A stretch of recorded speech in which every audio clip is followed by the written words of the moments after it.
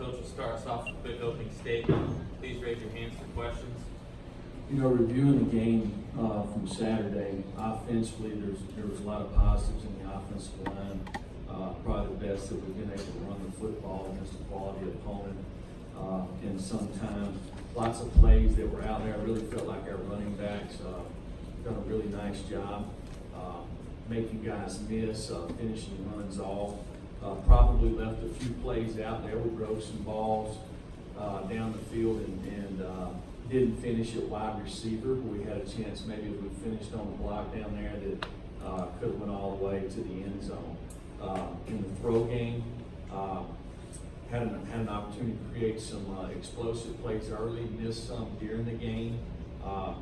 If you look at it as a whole, you know, we scored one offensive touchdown in regulation, had several opportunities to create some explosive plays, and we didn't.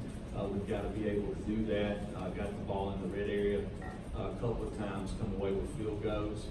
Defensively, to me, there was lots of improvement, and it's going to continue to be that way based off the players that we have. They're going to continue to gain experience, and each week you'll probably see a couple of younger guys that'll play each more as the weeks go on. You know, still are not forcing any turnovers. It's one of the big things. In the last 2 weeks, we forced one turnover. You know, I said this early on in the season, or early on in the year, that we really need to take care of the football offensively. We've got to be opportunistic on defense, and we've not done that in either game. You know, the one disappointing thing to me defensively is you play for 60 minutes and you give up one touchdown, and then it goes into overtime and we give up two in overtime periods. So, got to figure out that and get it fixed. You know, got to create a little more depth up front into the linebacker position as we move forward. We got some guys that we're working there, and they're getting closer and closer. I really thought our snappers and holders and kickers done a nice job. They continue to do that. You know, for 2 weeks in a row, I feel like we've created an advantage in the kicking game by changing the field, you know, and kickoffs, and our punting game. So we got to continue to do that. When you look at UTC this week, I'm very familiar with these guys, especially their offensive and defensive coordinators. Known both guys for several years. They really do a fantastic job. I'm familiar with the conference that they play in. You look at them; they're very well coached. Got good players at all three levels on the defensive side of the ball. Got a quarterback, that's a big guy that can spin the ball out there, can hurt you in the run game. What they do offensively is there's a lot of quarterback run element to it. They put a lot on the quarterback. They got big guys up front. They got returning running backs and a couple of good wide receivers out there. Defensively, you know, got some guys up front, two safeties that are preseason all-conference for their conference, returning inside linebacker that had 98 tackles last year. So, you know, these guys are used to winning. I've seen them play last, I guess, a couple of years ago. My son played at Jacksonville State, and I saw it firsthand. These guys get after it pretty good. They played Jacksonville State last week, and got after those guys pretty good. So we've got lots of things that we can fix. I feel like when you look at where our team was at the first week and how much we improved from week 1 to week 2, that's what we got to do. I've said it before, we've got a young, inexperienced team in a lot of positions. And to me, that's the type of improvement that we've got to make from 1 week to the next, and we've got to continue to do that this week. How did we do that? To me, it's the effort that we gave in practice. And I've said all along, we've had a really good camp, okay? And the difference in the first 2 games has been turning the football over and not getting turnovers, bottom line. You know, we knew we were going to make some mistakes on defense. There's no secret there. I think one thing that we did this past week is we caught the game more aggressively on defense, which allowed our guys to play more aggressive. Hey, did we make mistakes? Sure we did. But we made them move forward instead of setting back on our heels. And that's something that we can build on going forward. Offensively, we just got to be more consistent. Got to be more consistent up front. Got to be more consistent at every position, and that's what everybody in our program is working on. You find out a lot about yourself and who you are in tough times. And obviously the first two games ain't went the way anybody around here wants it to go, right? But those games are over with. All you can do from them is learn from them, all right, and take the lessons that you learned, the good and the bad, okay, and move forward. The real character, who you are, kind of shows up at these times. And I like the people in our program. I've said it all along. I like this team. And I don't believe that the leadership in our program is going to waver one bit. And we're going to continue to work hard. We have tremendous opportunities this week, okay, and moving forward for this year. So with that, I'll take any questions. Jeremy, what's holding Jared back from being the quarterback you want to see on game day? Well, I don't think anything's holding Jared back.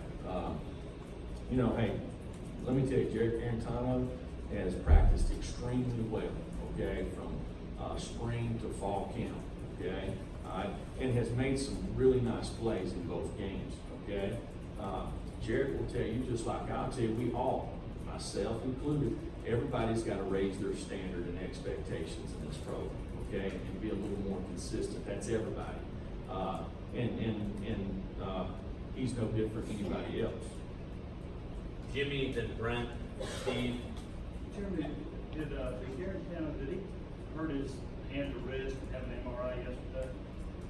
Yeah, he got his hand hit the first quarter on the helmet, so but yeah, he'll be fine this week. Brent. Coach, how do you help Jerry? Or do you need to help Jerry more in terms of seeing the field, managing the offense? After seeing him in this offense for 2 weeks, what not only what does he need to do, but what can you guys do to maybe help him manage through this offense as he grows in it?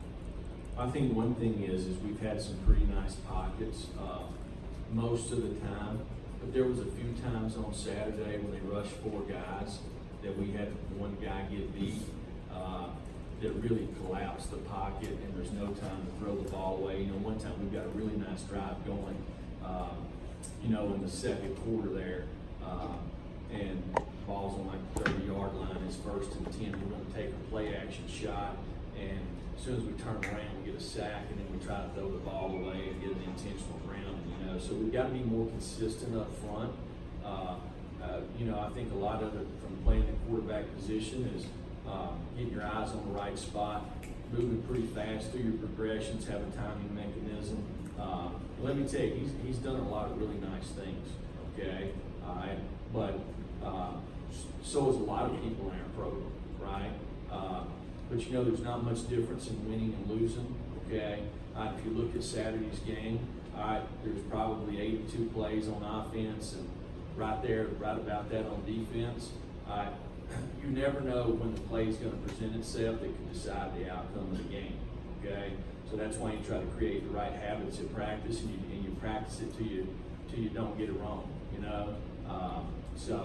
But that's what everybody in our program's got to do, including him. Rob and Stephen Patrick. Just talked last week about freshman outside line actually make plays on the field in practice, like Brown's played more road to play for the first time. What do you think about those guys themselves?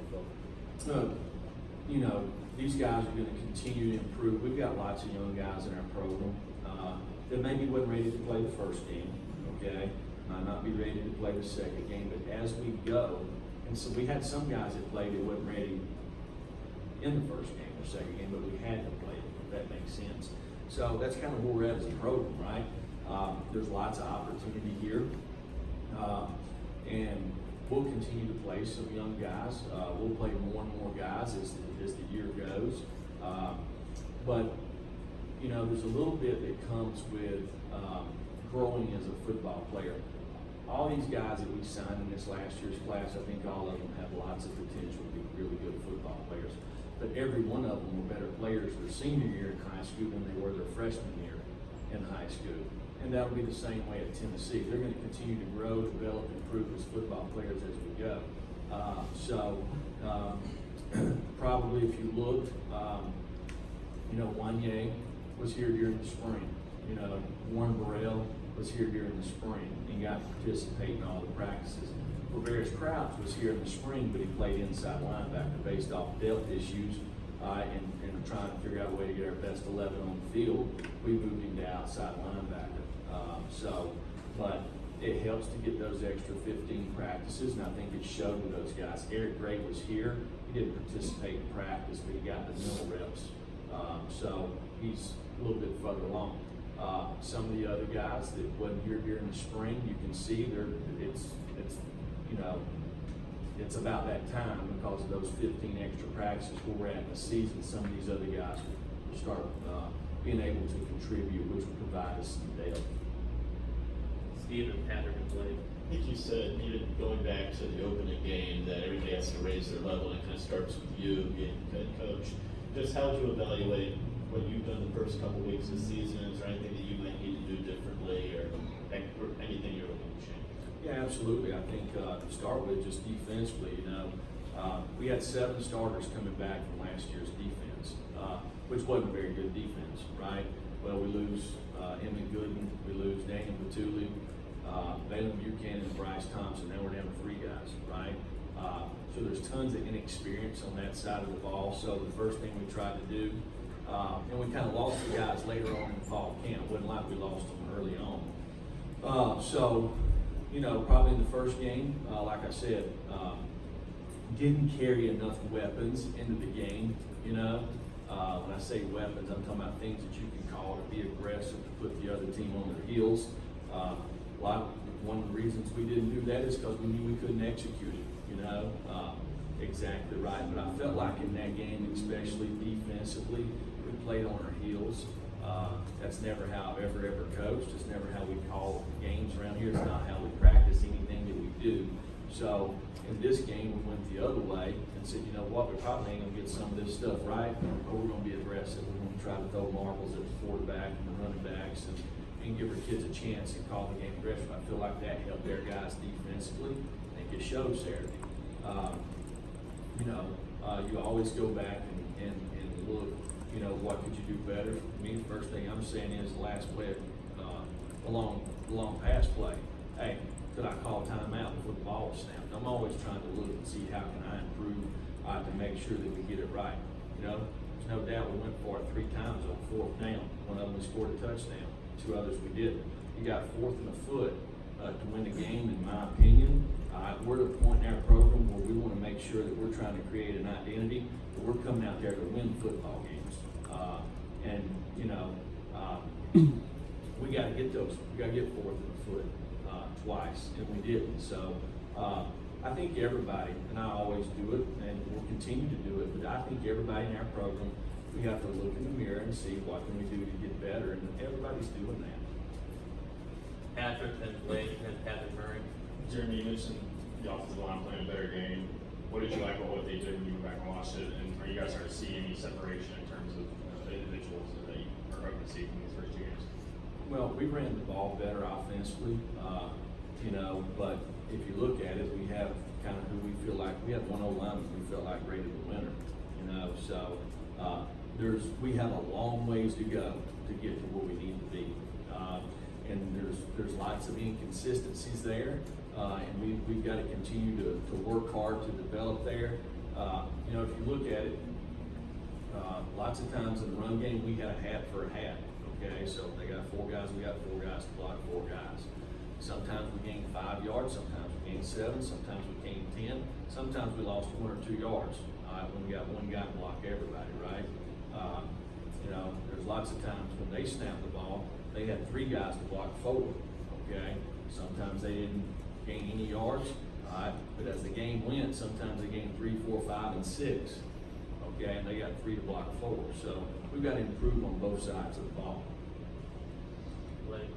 Jeremy, when Jared Shue came on, it looked like Brian Maurer was the guy on the field. What's he done to gain the edge at that spot as backup? And then Well, he's not the backup, first of all. Okay. He was the guy that saw that the quarterback came out, so he ran out on the field, which I kind of like, you know. So We didn't tell anybody to go in or come out, but he did run out on the field. I noticed that as I was coming off the field. Interesting. Okay. I guess follow up to that then, is it important to get somebody other than Jarrett some snaps, some experience maybe this week?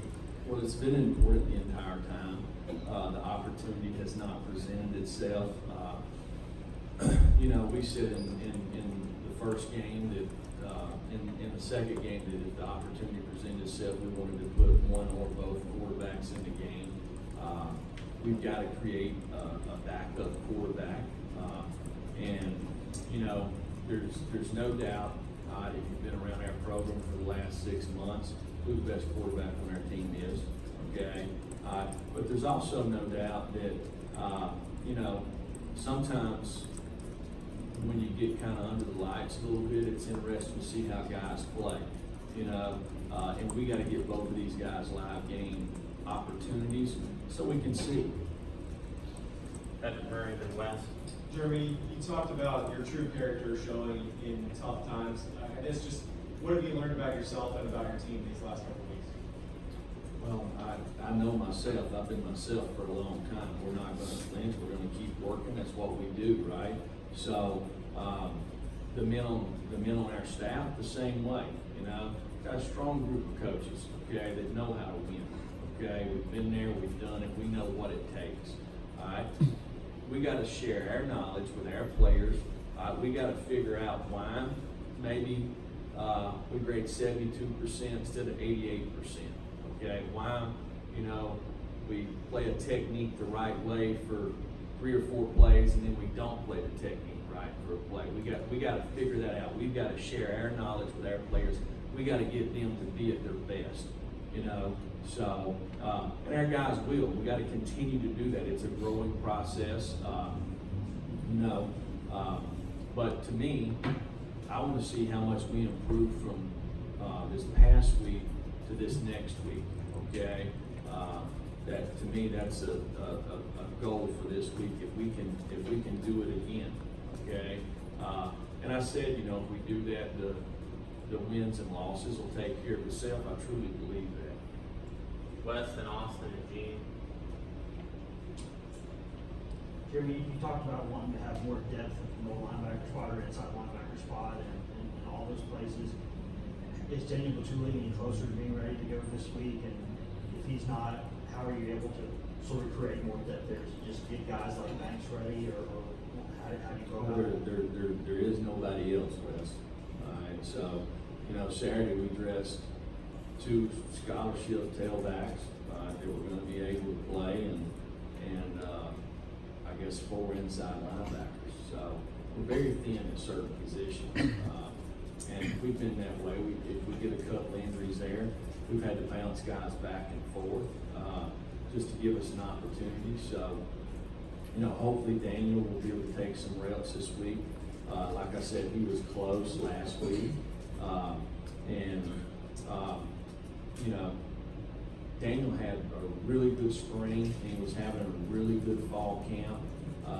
But when he comes back, because he's missed 16 days of practice, it ain't going to be like he just, where he left off. It's going to take a little bit to get him back going and make sure he's in the right shape, condition. So, and you can't just walk out there from not practicing and start practicing every day like you hadn't missed anything. So, but we should be able to get him back some this week. Coach, you talk about players bouncing around. Latrell was one. What's he done to kind of buy into finally being a defensive lineman, and what's he do well for you guys? I thought there was 2 guys on our defense this week that, really have just try to do what the coaches ask them to do. They don't try to do anything else. I feel like I think Latrell's one. I think Theo Jackson's another guy. If you tell them to do it a certain way, that's what they try to do. They don't ask any questions. They just go and try to do it. And I think it's why both of them actually played pretty good in this game. We'll get more and more guys that buy into doing that. And it's not. Hey, I'm gonna tell you this. When I woke up Saturday morning, I had in my mindset, right, that I'm gonna do everything I can to give our team to be the best they can possibly be. The kids that made mistakes on Saturday, okay, which was everybody on our team, right? We all do, coaches too, right? Nobody woke up and said, hey, I'm gonna make sure I mess this up. Everybody has the right intentions, right? So, but you gotta create the right habits. And I think both of those guys are two guys that are very good examples of guys that have really tried to do exactly what we've asked them to. Latrell Bumpus, when we started fall camp, he was fourth team. He's fourth team. Okay, he's a guy that plays on kickoff return. He's the guy that helps us on the punt team. We gotta get more guys doing things like Latrell and Theo. Gene and then Brent. You know, you talk a lot about inconsistency and growth and those things. How much of that growth can come from practice and practicing the right way? How much of it will just have to come from game experience for some of these younger players? Well, I think you know, if you practice the right way, you can develop the right habits of practice. That's what we're trying to do. The consistencies. You know, when you look at our football team, especially defensively. Okay. You know, Darryl Taylor, Daniel Batuli's not been out there. You know, and DBs, Balin Buchanan has not been out there. You got Nigel Warrior, Theo Jack. There's not a lot of older guys on defense. A lot of youth. So these guys are they're coming into a program. You know, probably a little bit overwhelmed a little bit, trying to figure out exactly how coach wants it done, learning what they're supposed to do, also learning how to practice, the standard, the expectations, and then they got to learn what an opponent does. So we're gonna get better at that every week. Every week, the game's gonna slow down too, and we're gonna start creating a little more depth, a little bit more competition. It's gonna make us a better football team defensively. You know, same thing offensively. We got some very good young prospects on offense, and they're going to continue as we go through this season to do it the right way, to work at practice, to create the right habits, and we're going to improve. We're going to improve on both sides of the ball. Problem is, so is everybody else, right? You know, everybody else is doing the same thing that we're doing. Hey, maybe based off age, they're a little further along. Maybe don't have as far as they can go. We got a long ways. We got a long ways till we can hit our ceiling based off our football team. But we've got to work hard every week to continue to get there. Last question, Brent. Coach, you said after the game, talking about BYU's big back and kind of how they willed there in the double overtime to the touchdown. You're 1 of 5 on 4th down conversions and short yardage situations. With what you have to work with personnel-wise, what's the key for this offense to become an offense that can convert in those critical situations, 3rd and short, 4th and short? Well, just like Saturday, you know, we run belly dive right there, and our right guard gets beat across his face when he knows the ball's running to the left. You know, hey, maybe this guy might be better than me, maybe he's bigger than stronger than me. But if I'm the right guard, I'm going to take my left foot and put it on the center's right foot where there is no A-gap, okay? Where the guy can't beat me across my face, you know, because we got the other guys blocked right there, you know? Or maybe the next time when we, you know, maybe there's 6 minutes left in the game, we run the exact same call where we kind of run the man around, which, hey, on 4th and 1 or 4th and a foot, hey, maybe the Z around's not the best call, right? But kind of said it with our personnel, with who we are and who they are. You know, I think it's a pretty good call. We ran it earlier in the game and gained 11 yards on it against the exact same call that BYU had called, you know, but we had a couple of guys that didn't block it the same way, you know, so, you know, they blocked it the right way the first time and then we get the exact same look and we don't do it the right way the second time. Why is that? That's obviously us as coaches. We got to figure out why the inconsistency. That's why we're 0-2 instead of 2-0, because we have these issues. Thank you, Coach.